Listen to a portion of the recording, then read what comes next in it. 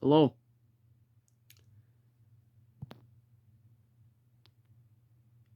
Alright, I haven't made the intro too long. I don't freaking know. I don't care. Um, hello. I'm gonna talk with this thing because I kind of related to the topic. I got it from Roswell. Can you believe that?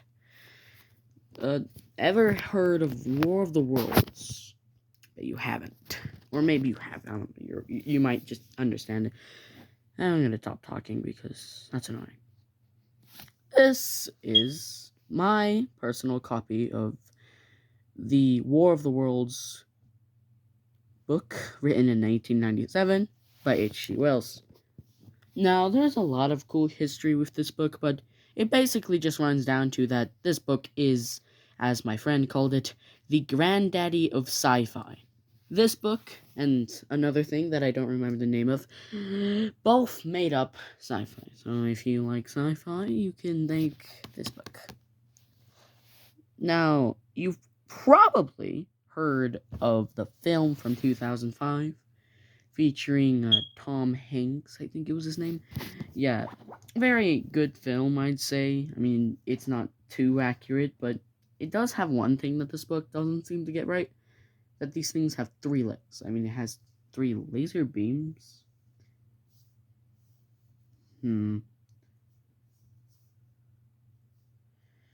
But yeah, good film. As you can see right here, Tom Cruise, there's what the tripods look like. They're pretty good film, I'd say. But anyway, continuing. This is basically, as I said, the granddaddy of sci-fi, so yeah. But the real book is a much more interesting story. During the time it was written, 1897, Britain was actually the big power. The big thing, Like everyone was like, oh, Britain. And because it was the main power, that's when this book takes place. That's where it takes place, a Britain town.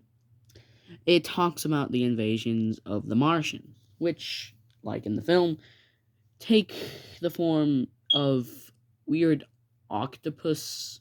Well, not in the movie, but they're octopus aliens that ride in vehicles that take the form of three-legged tripods, kind of like this with three laser beams. But yeah, if you're still here for whatever reason, thank you. Thanks. But this book was written in 2003. You could tell that by the weird CGI, uncanny, weird little valley of pictures that they used to make for books during that age. This one's not too big, but hey, there's the cover. Now, I have read a lot of this book. I mean, I had a library copy that I was reading until I found one, and until I either went to Barnes and Nobles to get one, or just found it. I found this like today, so let's open it. It's a Scholastic one. That's when the actual book starts. This is a little message. Here we are. We're gonna read this little page, and I think I'll end it there. Book 1, The Coming of the Martians. Number 1, The Eve of War. No one would have believed in the last years of the 19th century that this world was being watched keenly and closely by intelligences greater than man's, and yet as moral as his own, that as men busied themselves about their various concerns, they were scrutinized and studied perhaps almost as narrowly as a man with a microscope might scrutinize the transient creatures that swarm and multiply in a drop of water.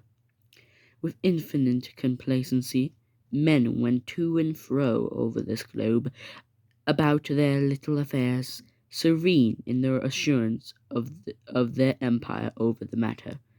It is possible that the infusoria, I second that, under the mic under the microscope do the same. do these. And no one gave a thought to the older worlds of space as sources of human danger. The thought of them to dismiss the idea of life upon them as possible or improbable. It is curious to recall some of the mental habits of those departed days. At most, terrestrial men fancied there might be other men upon Mars, perhaps inferior to themselves and ready to a welcome missionary enterprise. Yet across the gulf of space, minds that are to our minds as ours are to those of the beasts that perish. Intellects vast and cool and unsympathetic regarded this earth with envious eyes, and slowly and surely drew their plans against us. Alright, that's this little opening. I actually read past it. I was rereading it. I haven't gotten this far to the book. It looks yellow on the camera. It's not actually yellow, but pretty old book. Pretty nice. Yeah. If you have the time to read a book, or actually want to read a book, because many people have the time to read books and don't read books in this day and age, but if you want to read a book, anything, I'd recommend this, because this, as I said, is a granddaddy sci-fi. So this book, that you, anything sci-fi related, anything even remotely sci-fi related, up to this point, Star Wars, E.T., but yeah, that's gonna do it. Oh, look at this thing. It like freaking has a little hood. It's adorable. It's lovely. Ah.